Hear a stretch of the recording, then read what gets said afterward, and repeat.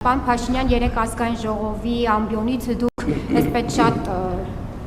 ոնց ասեմ, ջղայնացած հայտարարություններ եք անում, ասում եք ընտրակաշարք տվողներին, վերցնողներին բանտերն եք լցնելու, հետո ասեցիք 70%-ը ընտրակաշարք է վերցել ժողովրդի, այդ 500,000-ից 70%-ը, հիմա ուզում եմ հասկանամ,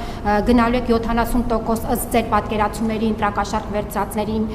բանտերը լցնելով, այսինքն 70 ըստ ձեզանից դժգոհ ժողովուրդ չկա եւ միայն ընտրակաշարքով են ձեր դեմ քվեարկել, դուք էլ պատրաստում եք այդ 500,000-ի 70%-ին ու իրենց քաղաքական առաջնորդներին բանտերը լցնել եւ պարոն Փաշինյան ադրբեջանական մամուլում լուրեր են տարածվում, որ վերադարձ արևմտյան Ադրբեջան ֆորումներ են տեղի ունենում պետական համալսարանում եւ այլ տեղեր, այս մասին ինչ կասեք։ Շնորհակալություն։ Ես առաջի հարցի հետ կապված ընտրակաշարքով գործեր են, քրեական գործեր են նախատեսված, հարուցված եւ ես էլի ինձ համար շատ վրդովեցուցիչ փաստ է, որ օրինակ 21 թվականից հետո ընտրակաշարքով հարուցված գործերով մեղադրյալներից ոչ մեկը այս պայդրությամբ բանտում չի, իսկ բանտել չեն էլ նստել։ Ես ասում եմ, որ բոլորը պետքա մինչև հաջորդ ընտրությունների արդյունքների ամփոփման օրը անցկացնեն բանտում, հակառակ դեպքում նշանակում է մեր դատաիրավական համակարգը կանաչ լույս է տալիս ընտրակաշարք բաժանողներին։ Չի կարա այդպիսի բան լինել եւ մենք նախորդող շրջանին էլ պետք է անդրադառնանք, ինչի է տենց եղել։ Պետք է ի վերջո մենք չենք էլ հետաքրքրվել միջև այս պահը այդ թեմայով, բայց հիմա դա արդեն քաղաքական հարց է։ Պետք է հասկանանք ով, ում, ինչի համար, ինչա գործը կարճել, ինչ հիմնավորումներով են այդ գործերը կարճվել, ինչի ազատազրկման չեն դատապարտվել։ Իսկ ինչ վերաբերվում է երկրորդ հարցին, ի վերջո նաև բաներ են եղել, չէ, սոցիոլոգիական հարցումներ են եղել բավականին վստահելի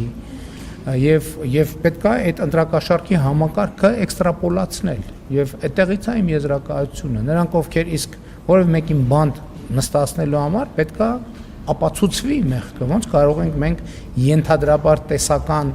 ընտրակաշարք տվածին կամ տեսական ընտրակաշարք վերցնողին ենթարկել պատասխանատվության։ Ինչ վերաբերվում է ձեր երկրորդ հարցին, երեք ես անդրադարձել եմ նաև այդ թեմային։ Ես ասում եմ, քանի դեռ ազգային ժողովում ընդդիմությունը դրոշները դրած պահում է, այդ բերելու այդպիսի արձագանքներ եւ դա կապ չունի իրական կյանքի հետ։ Եվ ամեն ինչը պետք է նայել այս տրամաբանությամբ։ Բերեք ամբիոնից ես շատ հստակ ասել եմ։ Շնորհակալություն։ Մի բան որն էր հիմնական հարցը։ Չէ, իհարկե։ Դժգոհ են, իհարկե դժգոհ են, բայց ասում եմ, որ 70%-ը քվեարկել է ընտրակաշարքով։ Կարող է դժգոհը քվեարկել է նաև ընտրակաշարքով։ Ինչ։ Շնորհակալություն ձեր հարցի համար, հաջորդ Ինչ կարծիք ավելի լավ չհասկացա։ Հաջորդ հարցը ես Նրանց մի մասը ես ասացի, ուշադիր չէ։ Պարոն Փաշինյան, Այո, 70%։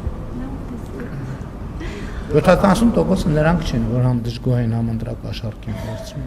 70%-ը նրանք են, ովքեր ընտրակաշարքով գիտեք ինչ, ընտրակաշարքը չի հանցակազմը չի դնում այդ բանը բացատրությունը գոհ ես թե դժգոհ ես ընտրակաշարքով ես քվեարկի ընտրակաշարքով ուզում ես գոհ եղի ուզում ես դժգոհ եղի ուզում ես երջանիկ եղի ուզում ես դժբախտ եղի ընտրակաշարքով քվեարկողը գոհա թե դժգոհա եկեք դիալոգի չենք վերածում հարգելի լրագրողներ սա բրիֆինգ է եթե հարցազրույցի զանգվածությունը գրավորվի ես այդ հարցին էլ երեք արձագանքեցի այդում ձայներն որ ասում են իշխանությունը ձայներ է կեղծել, այդում ձայներն են կեղծել, ասում եմ, այդ մարդիկ թող հրապարակային ասեն, կեղծել ենք մեր ձայները։ Մի հոգի հացադուլ էր անում, են էլ երեք դադարեցրեց։ Շատ լավ։ Հավանիչ տեսանյութը եւ բաժանորդագրվիչ նորությունները բաց չթողնելու համար